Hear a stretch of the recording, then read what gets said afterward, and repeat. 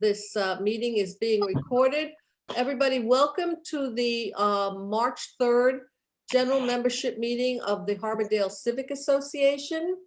I'm delighted that everybody made it tonight.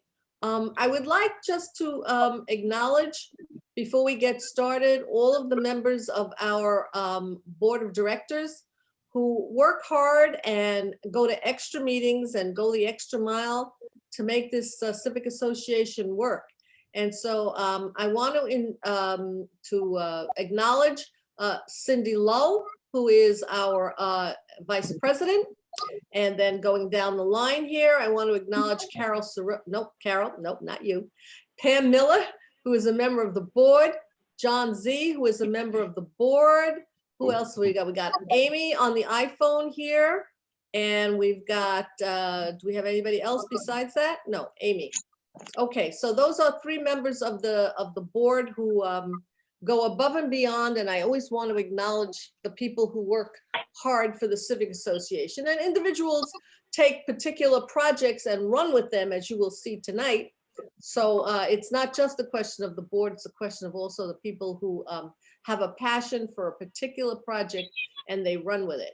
So I would like to start the meeting by saying that here is our agenda. I'll put the agenda up. Can't hear it. Alan, can you hear us so that we know that you're with us? Alan Yes, Cohen? I can hear you. All right, so I'm going to share my screen. I'm going to put up the agenda. And here's the agenda. Okay, so Alan Cohen, who is the Assistant Broward County Administrator, is going to be giving us a convention center update. And so Alan, I'm turning the meeting over to you. Do you need to share a screen or are you just speaking tonight? I'm just speaking tonight, Marilyn. All right, so then we're out of screen sharing and we're talking with Alan Cohen. Alan. All right, well, thank you and hello, everyone. I don't have much new to report, but let me tell you what I can tell you. The Western Expansion Project is continuing because of I'm sorry. I'm sorry. I mean, that was a mistake. Go on. Oh, so, okay. Because of some rainy weather we had last year, a significant amount of it, that set the project behind. So the contractor applied to the city for some extended work hours. The city has a limit on those work hours of no more than 45-day extension. The City Commission just on second reading last night passed an ordinance allowing them alone, not the city manager, to grant further extensions. So the city manager has the authority to grant a 30-day extension and a 15-day extension on top of that. The City Commission now has the authority to grant further extensions for projects that are in need. The Balfour Beatty, the contractor for the project, did apply for that, and they passed a reso last night extending the extended hours until June 15th. Balfour had actually applied for an extension till the end of the project, which was October. Mr. Kane spoke last night and expressed some concerns about that. And your representative, Sorensen, I think took his concerns to heart and asked that we not be given the full extension. So I'll be going back to them in June. The significance of the June date, by the way, is we're going to be what's called drying in the project in June. So right now, you've been seeing and hearing varying degrees of activity if you live in the Port Condo building while the project is ongoing. The envelope or shell of the building will be fully enclosed and sealed. We project by June. That in construction terms is called drying in. So at that point, all additional construction activity will be taking place inside that facility rather than outside as it is right now. Mr. Kane also brought up concerns about lighting, which I had raised with the contractor prior to last night. I raised it again. He just literally sent me a picture about 15 minutes ago showing me a particular light at the entrance, which I think might be problematic. And I asked him to have that light reoriented so that it wasn't shining up as much, but still providing light to the entrance. I think they think that if the light is shining straight ahead, it's not going up, and they don't realize the impact that it has on people like Mr. and Mrs. Kane in the Port Condo, even up as high as the 14th floor. So I have asked for that, and I would ask for anyone in that building in particular, if you have issues with light, with noise, with dust. Some folks have not been shy about reaching out to me, and it gives me an opportunity to reach out to the contractor and try and deal with it expeditiously. And I'll give you an example. Mr. Kane raised an issue about concrete related dust a few months back. Based on his communication, it was clear to me that this was a significant problem. And instead of trying to spray yet more water on it to keep the dust from blowing, we actually arranged to have all of that broken concrete trucked off of the site to eliminate that issue altogether. And the relevance of the concrete, by the way, is we do have sustainability goals with the project. So we were recycling the concrete, and as it's being recycled and crushed, some dust was being created, a legitimate concern. And we were watering it, but apparently not enough. So as I said, we trucked it off the site. So when I'm made aware of issues, I will do my best to deal with them. I'm by no means a magic man, and sometimes it takes me a while to get through the right person, but I do try, and I definitely try and be responsive. So again, I encourage anyone on the call who lives in the Port Condo, which is our closest residential neighbor, to please reach out to me. Marilyn has my email address and my phone number. It's in my emails that I've sent out to you as well, so feel free to reach out on that. Regarding the rest of the project, the rest of the project has been on hold. I believe we're getting closer to a go, no-go decision on the rest of the project. I think we've all seen more tourists in town, so there's a higher level of confidence about the comeback of the tourism and hospitality industries. That has been a constraining factor, in particular on the financial markets. The uncertainty regarding the long-term impacts of the pandemic on tourism and hospitality has resulted in a lack of enthusiasm to finance hospitality projects. So we're seeing a little easing on that.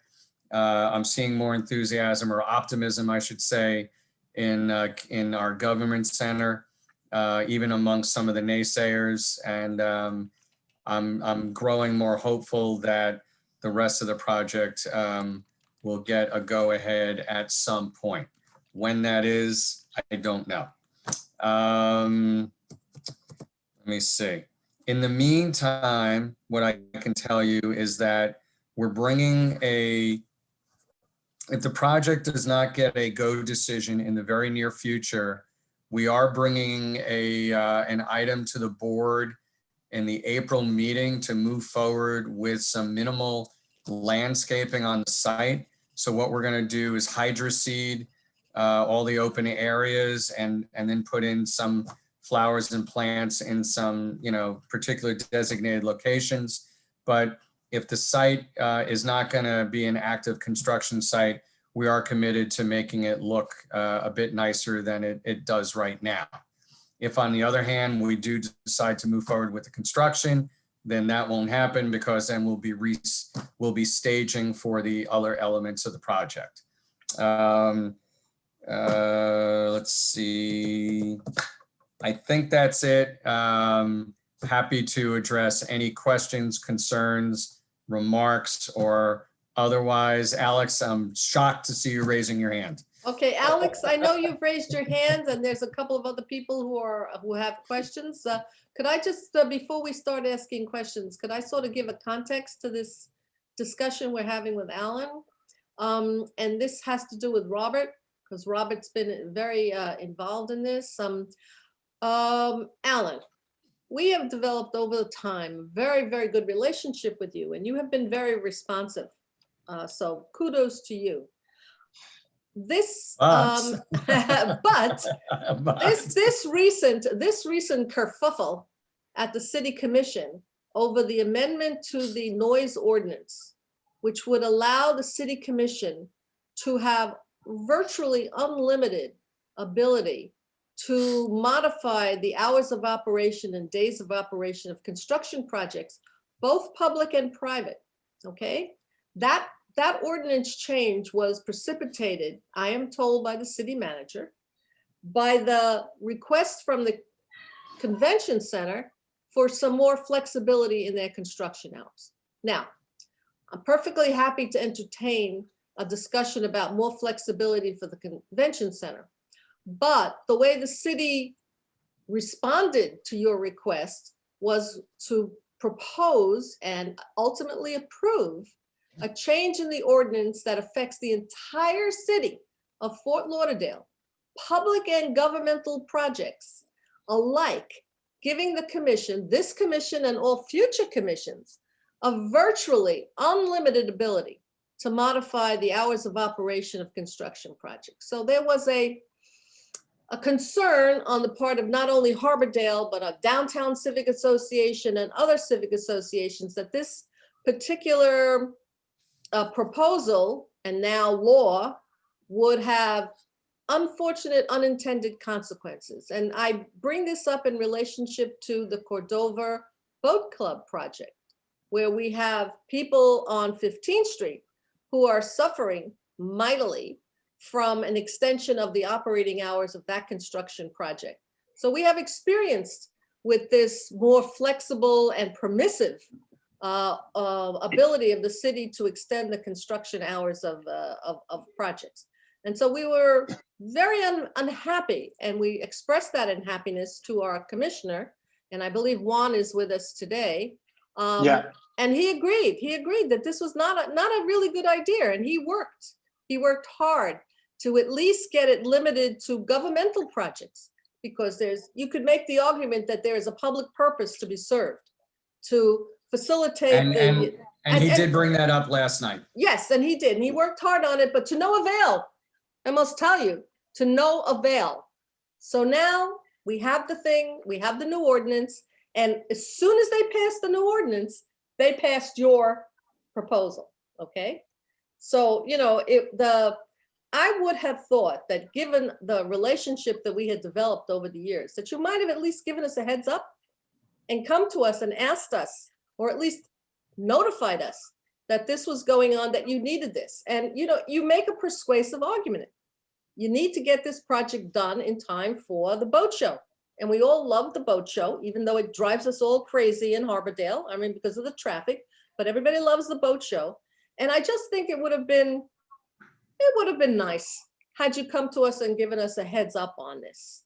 And so that's the context in which we view this request for an extended hours. Now, Robert, you want to say something? You had your hand up and you've been very involved in this. Marilyn, can I Yes. briefly respond to Yes, what you certainly. just said? Okay, so in hindsight, I think there's some merit to what you're saying. We, as you said, went to the city to say, we need an extension that's longer. And we didn't tell them how to do it or whatever. We just asked for that. So, things moved quickly, and in hindsight, yes, maybe I could have reached out. I was so focused on our project that I really wasn't thinking about larger ramifications, quite frankly. Well, unfortunately, there were unintended consequences of accommodating the convention center, but it's done now.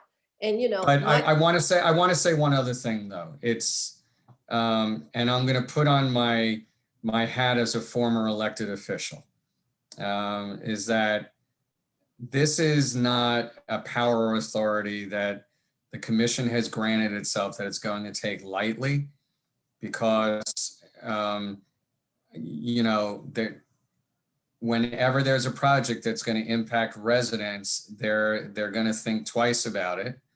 And we were the first out of the gate, so maybe we got easier treatment, and maybe, you know, I'm hoping that we behave well and are a good example. I can assure you down the road, there will probably be bad examples, because I don't think everybody tries as hard. And I agree with that. And having been a commissioner myself, I will tell you that by giving themselves this extraordinary power, okay? Now, you may like this commission, you may not like this commission, but this applies to all commissions, future commissions. And I will guarantee you that the next person out of the box after you is some developer in the downtown, or Bahia Mar, or Pier 66. Some developer is going to go to the commission and say, well, you did it for him, you should do it for me. And I want to point out something important to this, but first I want to finish. Yes, I do like this commission, and I think they're very responsible and their heart's in the right place. Yeah. So they're not going to steamroll over their residents. They're going to think carefully about taking an action. And an application that comes in has to have a profound, compelling reason why they need the extension. And what you also have to know is that it is more expensive to do what we just asked to do.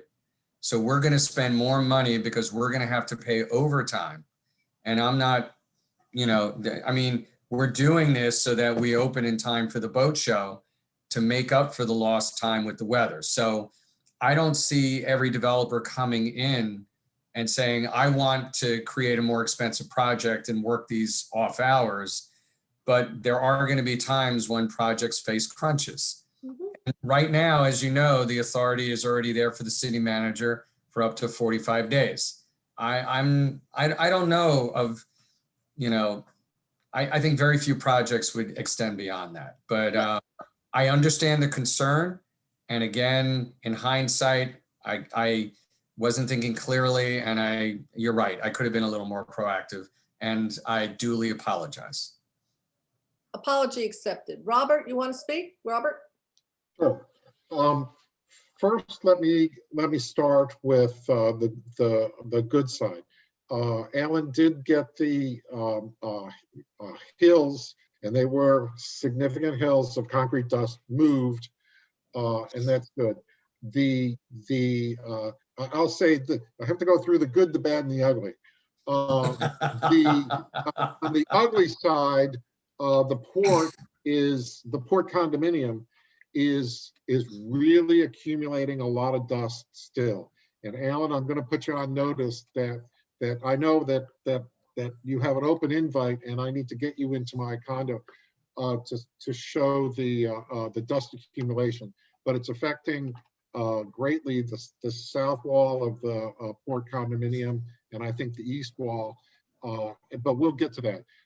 Turning to the ordinance. Actually, going through the commission with this ordinance taught me something. The amendment to the ordinance that was passed actually is helpful, and I'll get to that.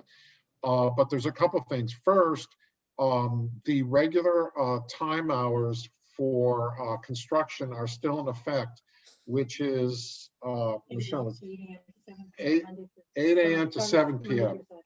Okay, 8 a.m. to 7 p.m. The ordinance requires, gives the authority to the city manager for first 45-day, effectively a 45-day extension of time. The extension of time can be as early as 7 a.m. in the morning and run to, I think, 10 p.m. 10 p.m. at night. That's a long haul.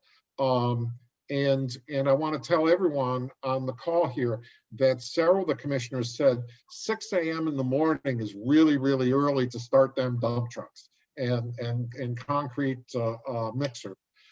So that's sort of the bad side. On the other hand, and Alan, you need to get with the contractor at the convention center, that there's supposed to be a sign on all the sites that identify the date and the extended hours. I don't think there's a sign there, but then again, it's a big site, and I haven't walked the perimeter. But so there's supposed to be a sign that specifically gives the start date and the end date of this expanded hourly work week. I had pressed the commission to reduce it to 7 a.m. in the morning through 9 p.m. at night, which is effectively a 2-shift construction hour. So Alan, if you know, I understand that the Port Condominium wants to be a good neighbor. Ultimately, a beautiful convention center hotel is going to benefit our property values. Getting there is the problem, because we're looking at like 5-6 years of construction. And if you can wrangle it, I would have the contractor keep to that 7 a.m. to 9 p.m. strictly, because on the good side, the passage of the ordinance provides that the city commission can change the this temporary permit that's going to the contractors for these extended. And what's going to happen is I'm going to start, and so Alan, send me the exemption that they've gotten, because I didn't hear it, and I don't know it. It's on the screen. It's on the screen. Do you see it? No. Oh, okay. No, I need the exemption papers for the convention center. I'm going to put it on the screen, Robert. Go on. I'll put it on the screen. So anyway, we're going to hold them to it. And if they start violating it, I'm going to start going to the commission, because the amendment to the noise ordinance, the exception to the noise ordinance is, okay, these are the hours. No, that's not what he's looking for. No. Each site has to have their own special exemption. This is Okay. it. These are the hours that the commission has agreed to allow the convention center to operate on until June 1st. Okay, all right, fine. June 15th. No, June I'm 15th. fine. So, all right, so send that to me. I will. But the thing is the good thing about the passage of the amendment to the noise exemption ordinance is that now citizens can go directly to the commission to revoke the exemption to the noise ordinance. And that was not there before. So actually it gives us empowerment, but we have, like everything else, Marilyn, I go back to your statement. Now the along with accepting the power, because the construction companies now have the power, they have to also accept the responsibility, which is that if they violate the exemption, or if they really abuse it, like running until 11 p.m. at night with lights and noise, we're going to raise a ruckus at the commission, and as a result, the exemptions are going to be yanked, because I raised 3 major public events. One is the convention center. The other is the work on the BHMR, which is going to be huge. And the third one is the new federal courthouse at about 1000 Southeast 3rd Avenue. That's dead right in the middle of some significant residential neighborhoods. And I don't know about the dry dock on 16th Street. I'm sure they're going to ask for an exemption, because that thing is just a shell right now, and they're slowing down.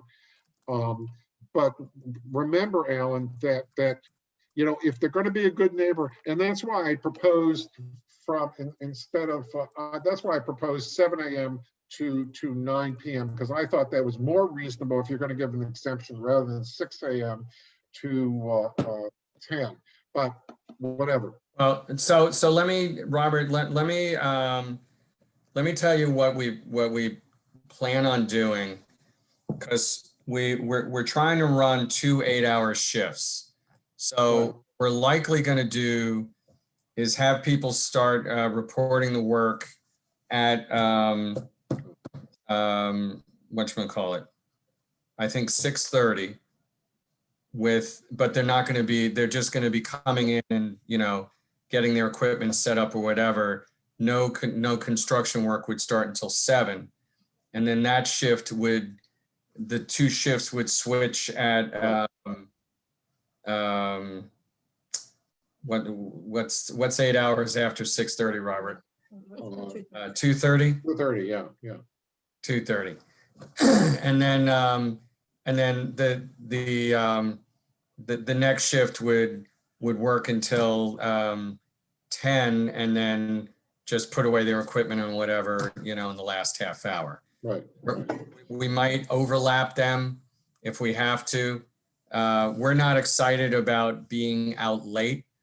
It's one of the reasons that I talked to you early on about the drying in process, because we're pushing hard over the next few months to get the shell fully done, because after that, it's not going to be an issue. You're not going to hear or see anything after that. Yeah. There's one more thing, Alan, and I'll send you this picture. There was a laser light bounced off the glass that went right into our unit on Monday in the middle of the day. And so I think it was an error because the cranes use lasers to measure, but I'll send it to you and you can take that up with you. You'll see it. We took a picture of it. It's like it blinded Michelle for about 10 minutes. I mean, literally her iris was unable to focus, but she recovered. So I don't want to make it bigger than it was. I just need to ask you one thing, Alan, and I'm looking at this schedule and there's supposed to be no work done after 10 p.m. at night. Can you please explain to me why there are lights on at 1 and 2 o'clock in the morning and they're doing a welding and other type of work in the middle of the night, even though it says it's supposed to end by 10? That's a very good question. And I wrote to you about that on February 1st and you were going to get back to me, and it's still continuing. Well, here's the carrot and the stick. Here's the stick part. You've got the exemption, or the construction has the exemption. And if we start reporting violations of the exemption that they have, then they're going to be in big doo-doo. No, I just wanted you to be aware, because even with this extension, they're still violating it. There's work going on in the middle of the night. So just wanted you to know. Okay, can we get Juan on the phone? Juan, ask to unmute. Juan, how you doing there? Very good, thank you. I just want to thank you, Marilyn, Alan, for everything that you do. Alan, thank you for being so close and reachable to this beautiful HOA. I have to say you are my favorite team, so I'm always glad to I'm just serious. Okay, so Alan, I don't know if there is anything in particular that we can help you to track those violations that Rob just mentioned and his wife. Not that I can think of. I just need to know about them as soon as possible. And Michelle, I thought I did respond to you on that. So I'm sorry about that. Okay, well, we can take that conversation offline, and it's going to be a long conversation. Thank you, Juan. And I want to thank Ben for his work on this, because he tried mightily, and I think it was due to his concern that, can everybody see on the screen what the new hours of operation are going to be until June 15? Can you see that? Did I manage to put that up on the screen? Yes, but Marilyn, can I ask you something? How is it if you get a 30-day and a 15-day that it goes all the way to June? There's no 30-day and 15-day, darling. That's the No, permissions Marilyn, for the commissioner, for the manager. Yes, Alan. Right. So let me.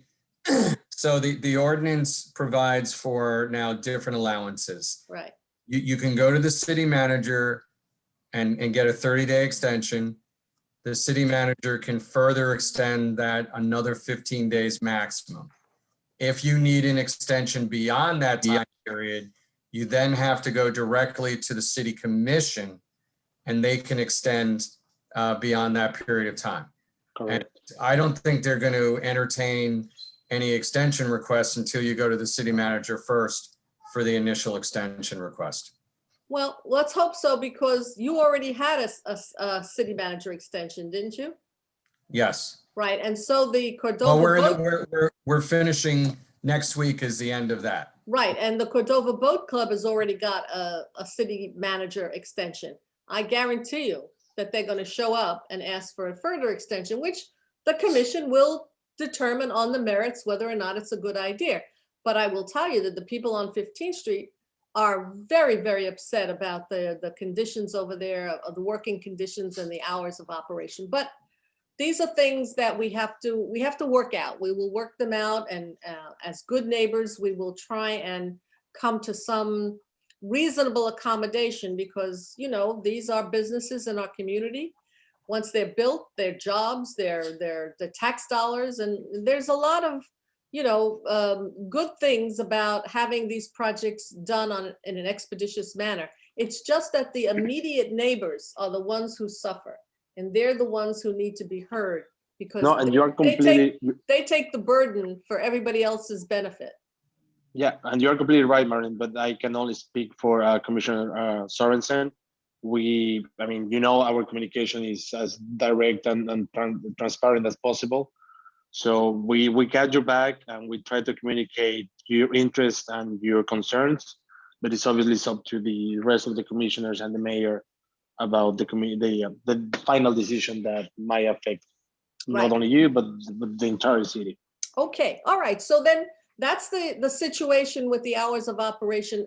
Alan, could I just, before we let you go, ask you, what's the status of the bypass road? Because no matter what happens. Yeah. Okay, so we are still working on that. We contracted with a design firm to do the final, what's called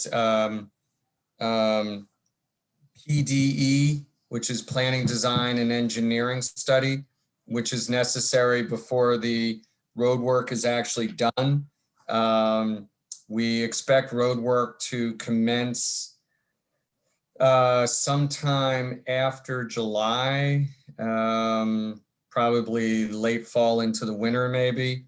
We're getting different tranches of funding from the state for part of the project, and the design work's not going to be done before late summer anyhow. We are currently going back and forth with FPL right now on how to handle the light poles and the wiring that's on Eisenhower, because we are going to be adding lanes to Eisenhower to accommodate for the additional traffic. We thought we would be a little further along, fortunately, we had broken that out from the rest of the contract to try and get a head start on it. We might not end up having a head start, and it might be, the work might go on at the same time the rest of the bypass road work is being done, which shouldn't be really an impact to anybody because most of that's in the port boundaries and whatnot. It's really full speed ahead as far as, you know, other than the glitch with FPL. Okay, that's excellent news, because that's going to be a very important component of the 17th Street task force work, but getting that bypass road up and going. Okay, and the one last question. You said that in April, it's a meeting at the county commission to make a decision of whether you're going to go forward with the rest of the project, or you're going to do a pause. No, I didn't No. get that right. No, tell me what it is. Okay, what I said is we're bringing forward an item for the April agenda to do some site work to improve the site aesthetics. Okay, We plan on moving forward with that unless prior to that, a decision regarding moving forward with the project is made. Because if we decide that we're going to move forward with the project, and then we would go to our board and get the appropriate permissions and whatnot, then we wouldn't put in landscaping that we would then have to tear out a few months later. Sure, I appreciate that. So at that point, could you give us a heads up and let us know whether it's a yes or a no? Because we might want to talk to you about, okay, if you've got some grassy area over there with some plants, how about some ability to do some public access there so we could walk our dogs and play Frisbee and get out to the water. One of the attractive features of the convention center project was the increase of public open space, a controlled public open space. We're not talking about a park. We don't want parks. Unfortunately, parks are a problem right now with the homeless. But if there's going to be some landscaped areas and along the waterfront, there should be some discussion at least about the community being able to get out there and enjoy the water. So I hear what you're saying, and I'm open to that idea, and I'm sure we are open to it as well. My only concern is that I don't remember what our plans are right now regarding the safety railing along the water and when that's going in. There's also the port is moving forward with bulkhead improvements along that stretch of the waterway as well. So it's not going to make sense for us to install something again that we're going to have to rip out 6 months or a year later. And without a safety railing there, I'm not sure we would open up the site for public use. So Okay. I'm not saying no. It's something that I need to explore. I mean, maybe we could create an area that is accessible, yet fenced in from the rest of the site so that there is some access. I'm not promising, I'm just kind of brainstorming right now. Okay. Excellent, excellent. And that's our relationship, is to be able to discuss these things and reach, some consensus. And before I let you go, we at one point started to talk about some provisions to prevent excessive noise from the site once it was developed. I'm ready to continue that conversation. Shall we? Because, we were concerned that if there is a pause and the area now is just a big old grassy area, what might also happen there? Concerts, That's true. things like that. That's true. So we have to have that discussion as well. But again, we've worked together for a long time. And aside from this little glip, I anticipate that we will continue to work together in a cooperative fashion. Yes. So when's a couple of months, we'll do this again, shall we? Yes, but let's not wait that long to work on the noise issue. No, we'll work on that. Let's set up if we can, the next 2 weeks are horrible, but after that, if we could set up a meeting for the week after next. Okay. And let's restart that conversation. We were very close to being done. Okay, yes, no, and I will bring in Joanne Robinson from Lauderdale Harbor Beach, because they're right across the water and they were part of that conversation. I'll get everybody back together again. I'll get the old gang back together again, Alan. Okay. Oh, so by the way, there's one other thing. Wait a minute, who was that? It's Alex. Alex, come on, Alex. Hi, Hi. Alan. Alan, I've got some confusion. When you say moving forward with the project, my understanding is that the project had full funding already. And I'm hearing like mixed things, and I'd appreciate if you could clarify it for me. That the convention center portion, which is including the convention center and the parking, and supposedly the traffic patterns that are going to be changing. Am I correct in assuming that that was all funded? Or is that an incorrect? Huh? You are incorrect. Incorrect. So Okay. the way the project was set up is it was a phased project with what are called guaranteed maximum prices to be provided to the county prior to the county issuing notice to proceed for each of those phases. So we had authorized moving forward with the expansion of the existing structure, what we call the West expansion. There are no other phases that have been authorized as of yet, and there have been no bonds that have been issued. We've used short-term financing for the west expansion. But at some point, we do plan on issuing 2 different sets of bonds, one for the hotel and one for all the various convention center work, the plaza and the CVB building. Because they have different funding streams that are going to be used to guarantee the debt payments. So the convention, that's why the project that's why the project was stopped, because the bonding had not been issued to date. And had it been, the project would have been going on all this time. so Okay. I had heard that, Alan, and I guess you're clarifying it, that the hotel bonding has not been moved forward. Correct. And, okay, and the rest of the complex with the retail and the amphitheater and all that, none of that is completed. But you Correct. will have if I'm correct, you will then have a completed convention center, similar to what we had before, but with more added parking and more space. Is that correct? The extension to the building that we're doing right now is primarily adding exhibition hall space on the ground. Right. The front end that was demolished, we actually lost a couple large meeting rooms, and we lost office space for the management company.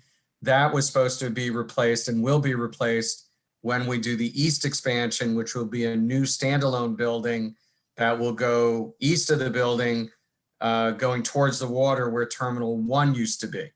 That's the primary reason that Terminal 1 came down to accommodate for that. So that building will have a new ballroom, a larger kitchen for the whole facility, about 50 new meeting rooms. And we're not adding any extra parking. A new parking garage was just built by the port, as you know, just west of Terminal 4. And that has extra capacity for our use as well. So then you're looking at a time frame that we could be looking at potentially 5 years or more before we even see a hotel being developed. Would that be a fair statement? My gut is that we're closer to a go, no go, but once a go decision is made, it will be a good 4 years before the hotel opens up. But the rest will be functional. So you're going to go, well, let me clarify, help me to clarify this. The physical structure that exists today will be functional. Will be completed, finished, etc.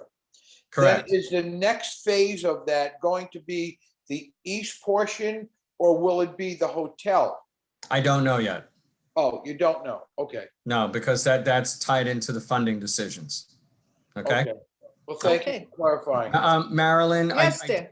I did want to mention one other thing that I forgot, because we're still doing a little work on the side. We're still separately from the confines of the project and the boundaries of that. We are still working on the pedestrian connections from our project site to the north. So there are 3 different connections that I've discussed with you in the past. The one furthest west, there's a sidewalk that hugs that western wall under the causeway. We're looking to expand or widen that significantly to make it a lot more comfortable and to light it a lot better, so that there's a higher feeling of comfort and safety. Looking at, there's an existing sidewalk running through the middle that sort of lines up with the entrance to the Hilton. We're hoping to widen that sidewalk. And then we are also, we've started discussions with FDOT about, we're adding, as you know, a boardwalk along the water, which was supposed to stop at the end of our property. We're talking to them now about connecting that through their property under the causeway to connect with the Hilton boardwalk on the other side. And possibly even adding a safety rail along the water too. And we are also working on the relocation of the water taxi. It's not going anywhere. It's just moving a little, maybe 50 yards south of where it is now. So, so we're talking to FDOT about a number of different changes under the causeway in their property. I just wanted to let you know those discussions were still ongoing. Good, that's good. All right. Okay, I'm Okay, done. does anybody have any other questions for Alan? Okay, Convention Center, noise, nothing? No hands raised? All right, well, thank you so much, Alan. And you know, you're always welcome anytime you want to come. And the next time we should have a discussion about, you know, is it a go, no go? That should be Okay. the next discussion. Thank you very Okay, much. and Thank you, Alan. Thank you. Robert, I hope to hear from you soon on when we're getting together. Oh, you Okay. are gonna hear from him. Thank you. All right, good night. Good night, Alan. Good night. Goodbye. Muted. All Thank you, right, Alan. everybody, let us now continue on our agenda. I'm going to share the screen. I'm going to put the agenda back up and let's see where we're at. Can everybody see the agenda? No, No? no. Oh, that's interesting. I was pretty sure I had put it up on a screen share. Let's see. Let's share Marilyn's screen. Let's go to Marilyn's desktop. And let's share. And here it is. Okay, is that good for everybody? Can everybody see the agenda? Yes. All right, so we did Alan Cohen, we did the proposed president's report, okay. We did the second part of it, which was the proposed noise ordinance amendment, so that's done. So let's talk now about the update on the Cordova Road possibilities. Okay, so here's the situation. The Cordova Road Complete Street project is dead. Commission decided that they were not going to go for it. But a lot of work and a lot of effort went into the individual pieces of the Cordova Road project. And what we have gotten from the city staff is an indication that even though the grant of $1 million was declined by the city commission, there is money available in the city's capital improvement project for improvements on Cordova Road. And the amount of money is not $1 million. It's like maybe $156,000.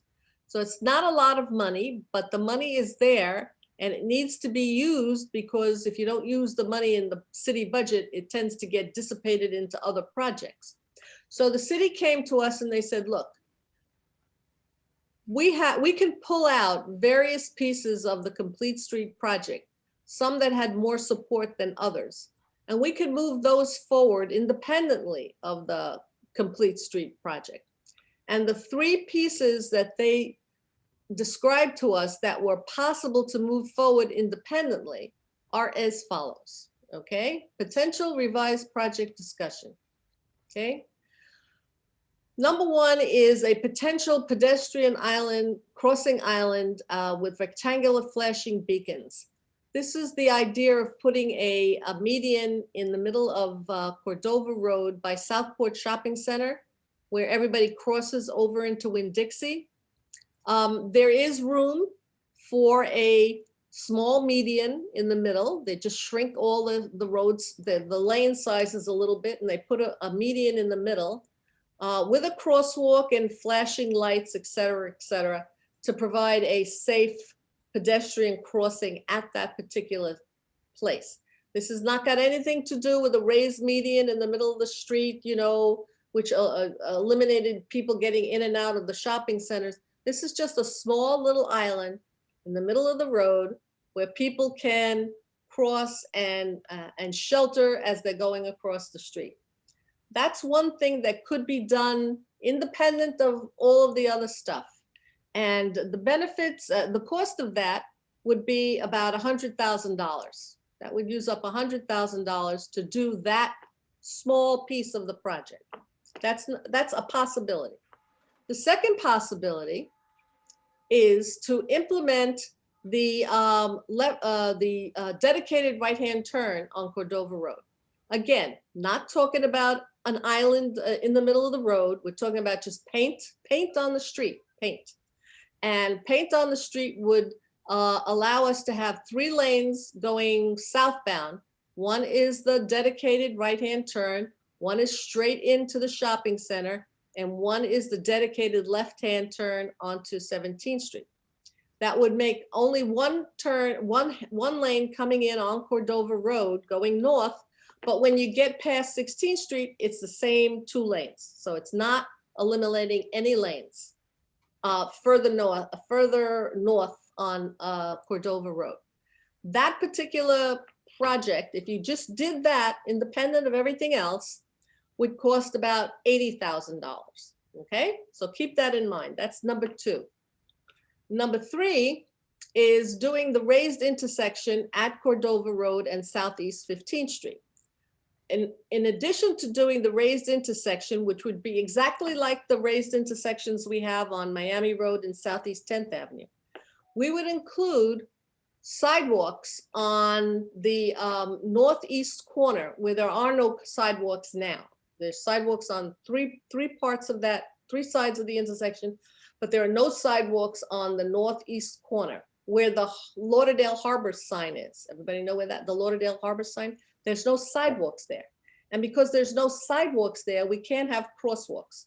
You can only have crosswalks where you have sidewalks. So if we were to do a raised intersection, including sidewalks on the northeast corner, we would be able to have crosswalks on all 4 corners of Cordova Road. So that would cost about $55,000 to do that. So those, and the 4th item that they described would be, if you wanted to redo all the sidewalks on Cordova Road, just redo them all, just have plain, brand new sidewalks, that would be about $120,000 to $150,000. So they gave us these 4 options, and they asked us, well, you know, what would you like to do? Because they have the money, they will do whatever we tell them is, you know, what we would like to do. I'm simplifying here. I'm simplifying, okay? But the bottom line is, if we were to say to the city staff and the city commission, you know what? We like number 1, we don't like number 2, and we like number 3 more, and get started on number 3, they would go forward with it. That's what they have told us. So I think it's very important that members think about these things. I'm not asking for you to make a decision tonight, because you got to think about these things. So what I'm going to do is I'm going to send around a poll, a SurveyMonkey poll, to all the members of the Civic Association. And I'm going to tell them, these are your 4 options. Could you give me your priority? Let's do number 1, 2, 3, 4. And I can pretty much, and the city pretty much guarantee that, you know, they will definitely do number 1, and they'll work on number 2 and number 3 and number 4, but we can definitely get number 1. So I will be sending this around to the membership, this presentation called Cordova Road Potential Revised Project Descriptions. And that will be followed up with a SurveyMonkey poll, like we did when we did we did a poll, and we did a SurveyMonkey poll the first time around. And you'll have an opportunity to vote on your first priority, second priority, third priority. Now, just because something is your first priority doesn't mean we won't get to the second and third.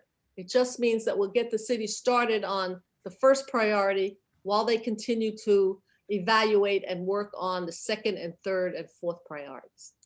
Does anybody Marilyn? have any questions? Yes, I'm going to I do. stop. Alex. Am I correct? Because there was some confusion in my mind. That island would only be, for the crosswalk there, would only be at the entrance of the shopping plaza, correct?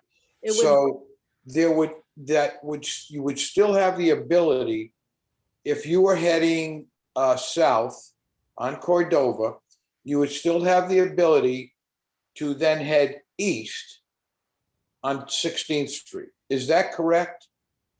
East on 16th Street. This crosswalk here, this proposal, this proposal, okay, is not involved in 16th Street at all. This Okay, is so that's between- my, that Yes. it would not extend, because that looks like No. a fairly long extension there. No. This is just an example of an existing one. Okay, what so they're it would proposing not is very- extend No. beyond going down towards 16th Street. So 16th Street, let's put it this way, if I came out of Winn-Dixie and I wanted to head back home, I would have clear access from Winn-Dixie to go down 16th Street. Yes, you would. Okay, Yes, this is an example of an existing little thingy that they want to just show for example's sake. But okay, what they would give us would be a very small one of these, very small, just to get the people across from Southport to Winn-Dixie. okay, thank you. Okay? All right. So if anybody has Marilyn, any, if- yes, Juan. If I may add, what we do for the project that we are about to conclude with Las Olas, we can do like a virtual tour.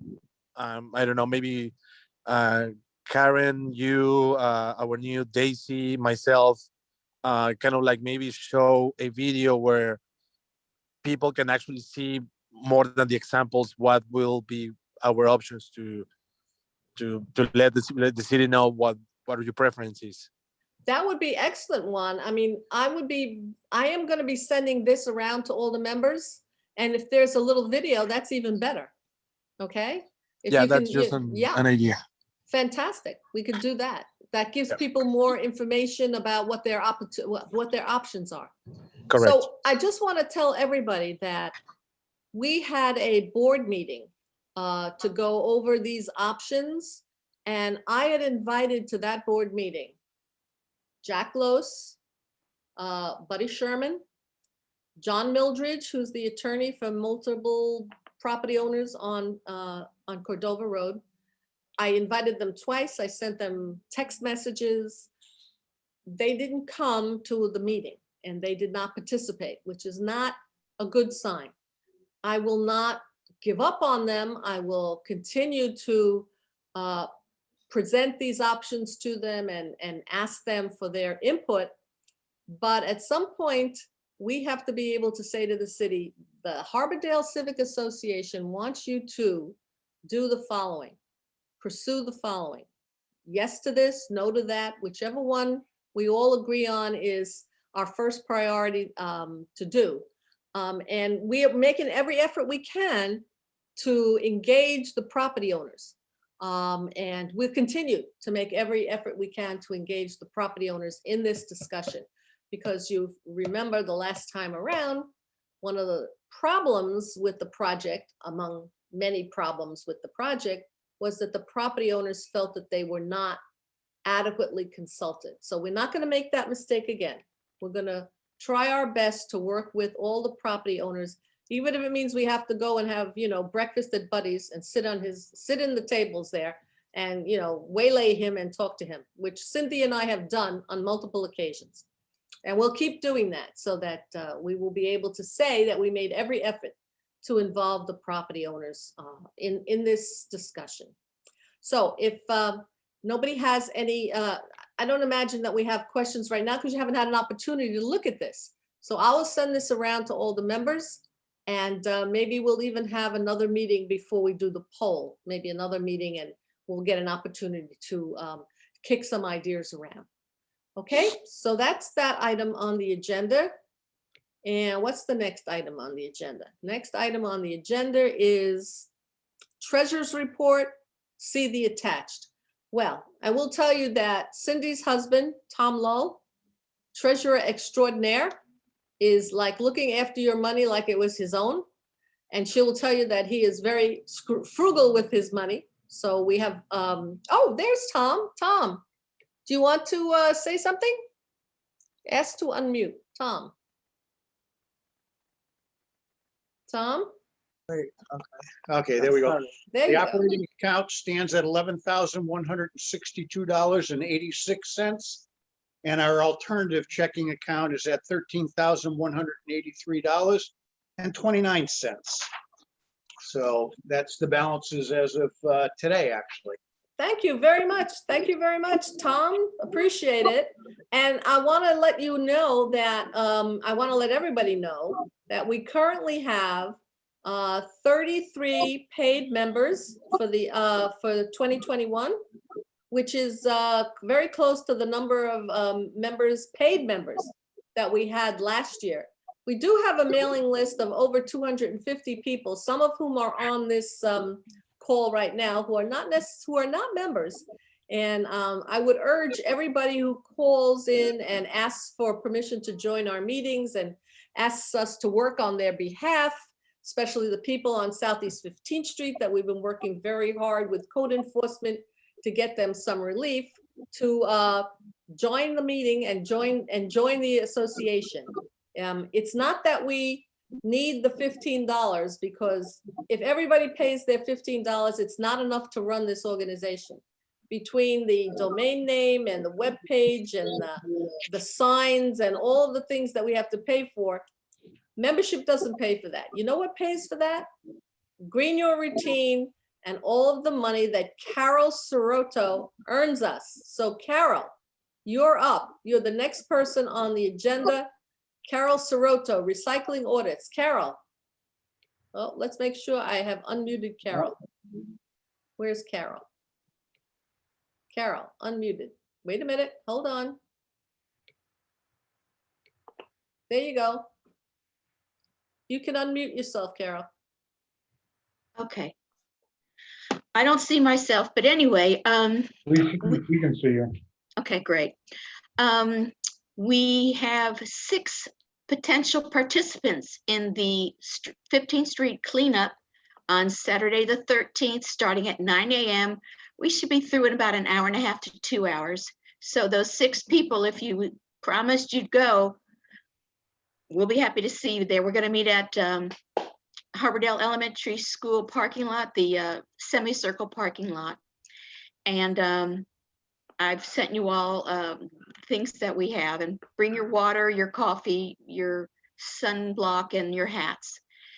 So that's coming up, and we do that each quarter. And I don't know if any of you have seen it, but we have a 15th Street Green Your Routine sign that shows that Harbordale has adopted 15th Street from Federal to the Marina. So that's something great. Number 2, we have, I've been speaking about the ongoing Green Your Routine neighborhood audits. And we've had 6 of them so far. And we're always looking for more volunteers. There's a little video the city will send to your email. And then there's a little app that we use, put out by the city. And we go to the different neighborhoods. Right now we're working on Shady Banks, and finishing up Melrose Park. Because Melrose Park was so large, we had to do it in 2 periods of time. Anyway, the audit is simple. You have these gloves, you lift up the recycle can, you look in. If you see plastics and the non-prohibitive, the prohibitive items in the cart, it's noted by a photograph which attaches to that address. And we note what's in there, whether it's construction material or clothing or toys or smelly cat food cans, whatever. We make a note of it. They'll get a little sign that's put on the handle saying good job, or this is your first mistake, and we'll mark off what stuff they've put in there that is not allowed. And on the 3rd week, we do a final sign. If they failed the test 3 weeks in a row, or 2 out of the 3, their can is turned around. We make a note to the city to take their recycle can away and not give it back to them. And some of the people on this site now have participated in the audit. And I tell you, it's really nice to see from week 1 to week 2 who's paying attention and who's now putting their carts out. And by the 3rd week, it's pretty nice to see, oh, we've taught them. And there are also informational signs put in their neighborhood the week that we start, and those signs sit up there for 3 weeks. So it's also an educational thing. So that's about it. Thank you.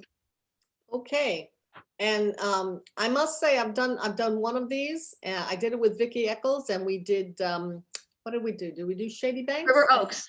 River Oaks, okay. And you'll be surprised that at 7 o'clock in the morning, you're walking around looking at people's garbage, and people are coming out of their houses and saying, "What are you doing in my garbage?"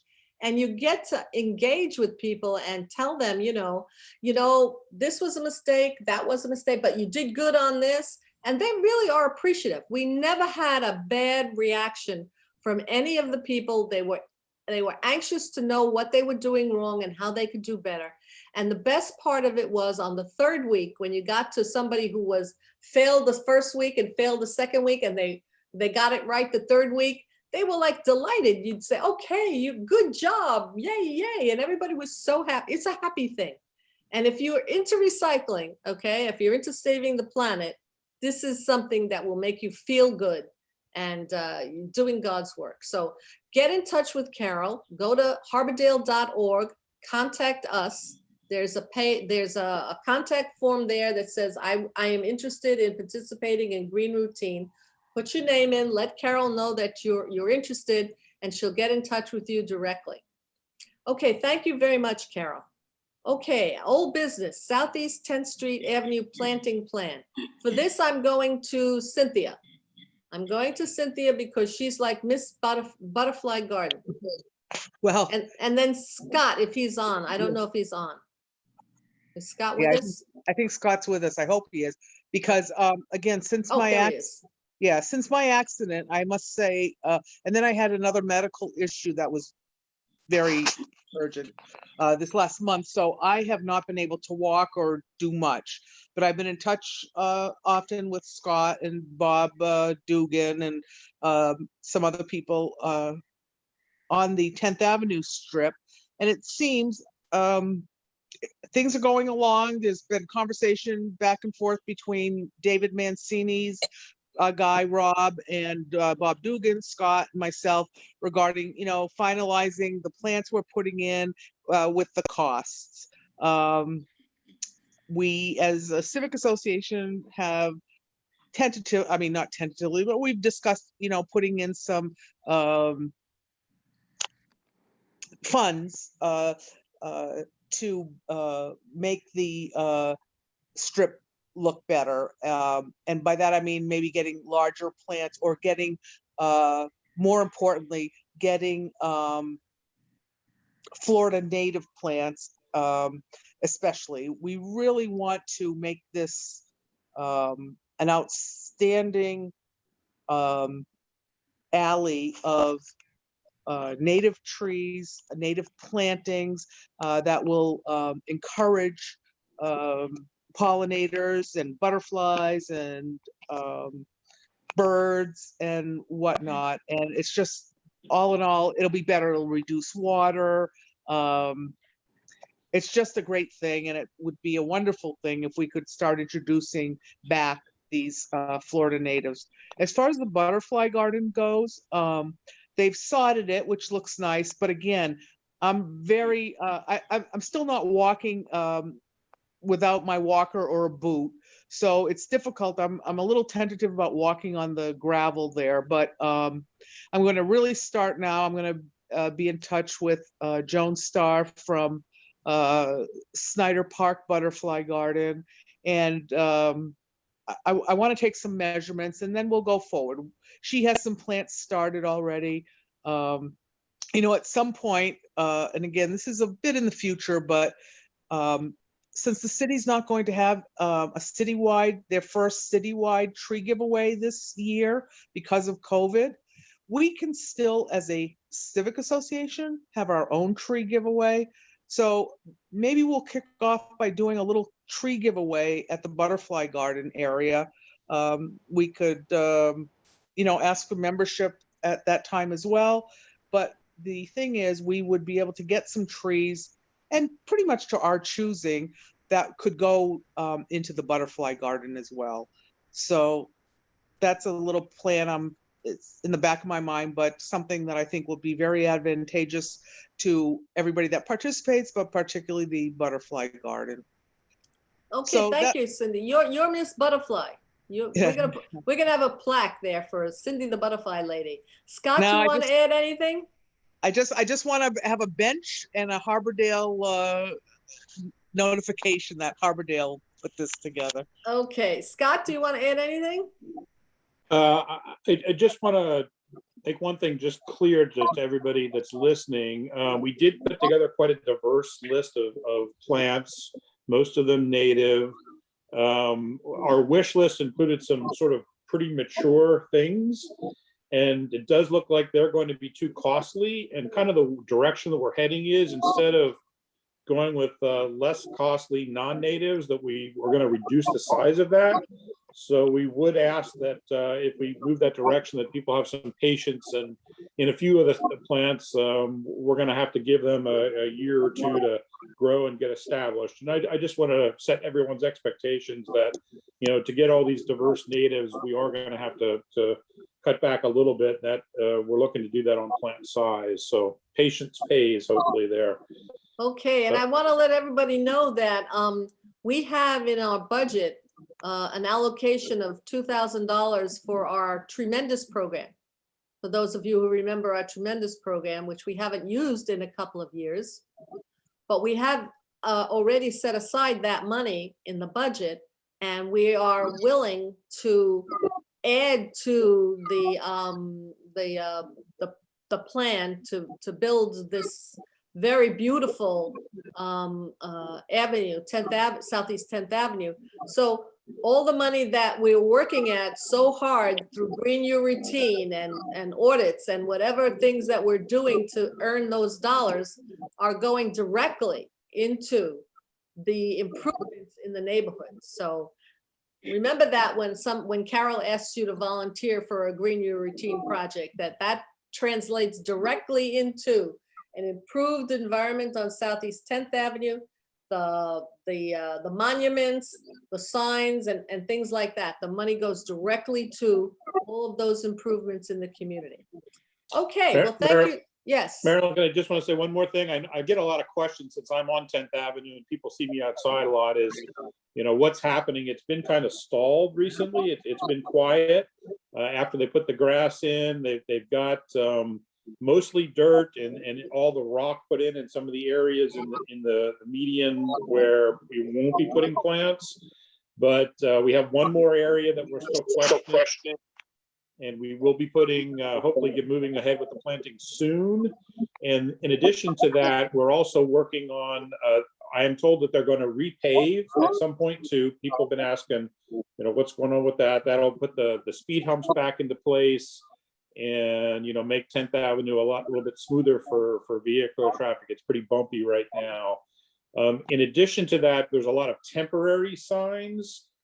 Do not enter wrong way that were put up during the construction, and we're working on figuring out which ones of those need to be made permanent. So that's going to be some changes coming up on 10th Avenue also.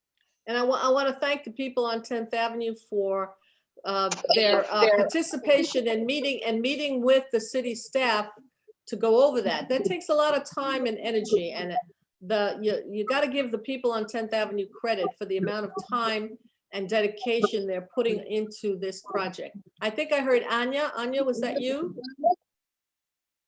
Anya, no? Anya, I don't see Anya. All right, thank you, everybody. That concludes our agenda, unless Cindy, you have something you want to add? Cindy? Yeah, I have the most important thing. Oh, yes. Okay. Our new shirts are in. That's the front. Same as the old shirts, but new. And that's the back. All right. That's good. And these new shirts have the harbordale.org connector. The old t-shirts didn't have any way to get in touch with us. The new t-shirts have the website. So that if people want to get in touch with us, the URL is right there. That's great. Cindy, we have to decide how we're gonna do this. I think we might want to think about giving these out as sort of prizes for people who work on Green Your Routine, people who work on other projects in the community. How many have we got? 28. 28. Okay. So I think that these should be used as thank yous for people who are doing the work. What do you think? I think yes, but then we'll be left with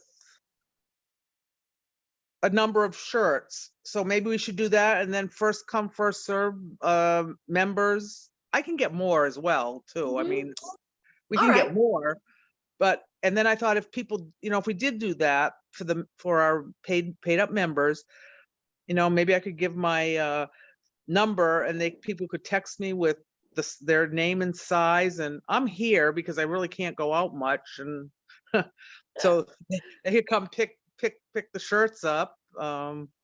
Okay, well, let's do that. Let's put out an email to all the members when I do that other email about all the possibilities. And I'll make them go to the website. I don't want to give out your information directly. I'll make them go to the website, contact us, and ask if they want to have a T-shirt. If they're a member and they need a T-shirt, to contact you directly. How's that? That's great. But also, again, going back to what you were saying, maybe if we make a list of the people that have been volunteering in the last year, they get their shirts first. Okay. And We can do Carol, that. Carol knows who's been volunteering. I know some, some, so we could put a little list together. Okay. And that's probably only, Carol, I don't know, what do you think? Maybe Yeah, that's maybe- fine. I'd maybe also 10 like, people? Not even. but we have some new members that are going to be doing the street cleanup this Friday. I'd like them to swing by and get their shirts so they can be wearing them. That'd be great. It's good to be wearing these shirts while we're doing all these opportunities, especially the cleanup on 15th Street, so people know who's cleaning their street. Yeah. Well, All right. hey, Carol, I could even have Tom drive me over and sit there with the shirts and give them out before you start the cleanup. That would be great. Thank you, Cynthia. Yeah. All right. Cool. Cool beans. And then we'll go from there. All right. Excellent. Thank you, ladies. Thank you for your hard work on this. And I know Cindy was sitting home alone thinking about what am I going to do? And she said, oh, I'll get T-shirts for the Civic Association. That's great. That's absolutely great. Okay. Well, that completes the agenda. Unless anybody has any new business something that we should be looking at, taking care of, that we haven't talked about, I'm open to any suggestions that people might have. And hearing none, I would recommend that it's 8:30 and we've been together for an hour and a half. It's always a pleasure to talk with you all. And I would like to say that the meeting is adjourned and I will see you again next month, hopefully. Okay. I second that emotion. All right. Good night, everybody. Thank you for coming. Bye. Bye-bye.